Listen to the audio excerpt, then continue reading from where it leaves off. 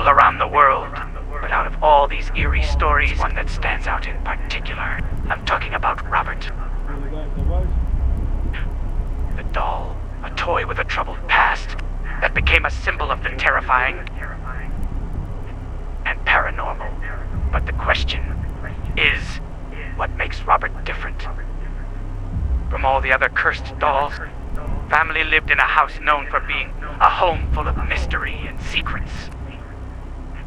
But what makes Robert special is that, unlike other dolls, it seems to have a life of its own. Gene would constantly get in trouble, and his parents believed it was Robert who had caused the problems. Move around the house on his own, sometimes even changing its expression. Laughter or feel a cold breeze coming from the attic. People started to believe that Robert the doll had a life beyond that of a toy. Things took an even darker turn when Jean's niece, who was living in the house at the time, reported strange events. She claimed that Robert would move around by himself and at times even talk to her. One of the most disturbing parts of the story is when the little girl tried to lock the doll in the attic, and the next morning she would find Robert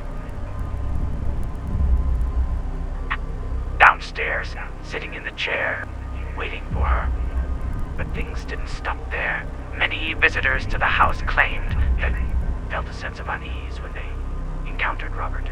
Some said that just looking at the doll gave them chills, others reported.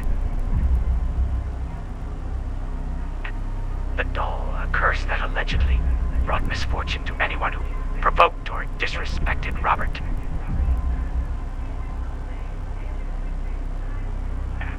Product of the early 1900s, a time when dolls were often used to comfort children and sometimes even as symbols of protection.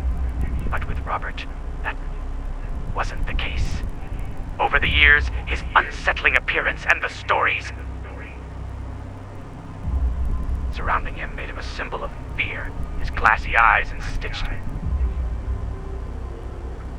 It's hearing footsteps, feeling a cold breeze, or seeing Robert's eyes move.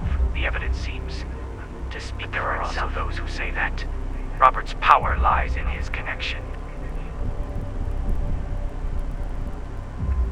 Disrespects him. But perhaps the most interesting part of the story is how Robert the doll went from being a simple toy to becoming a symbol of fear and fascination. It's not hard to understand why Robert has become such a popular figure in the paranormal world. He's a doll with a history, with stories attached to him, and a reputation that has only grown over. Let's not forget about the people who have visited the doll in recent years. Many people have reported having strange experiences at the museum. Of the strange occurrences that surround him, or is it all just a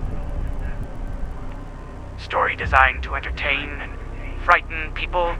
Whatever the truth may be, one thing is certain.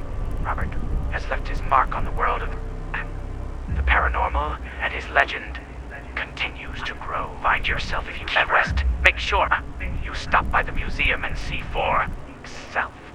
But be warned, never forget the rules. Don't insult Robert, and definitely don't take his photos without permission.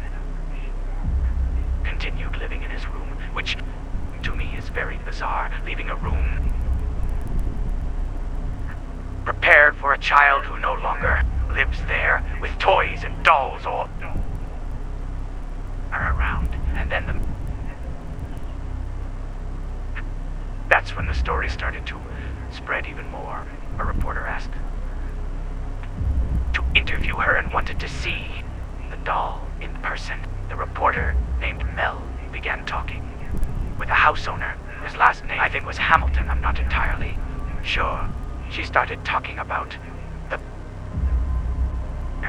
doll And every time they spoke negatively, the expression on the doll's face changed. They could clearly see its expression becoming a frown, looking angry, with the reporter when he said bad things about it or about its owner. Robert, it was very bizarre. The reporter couldn't explain it. It was as if there was some intelligence inside the doll. Not long after, the house was sold, and the new owner turned it into a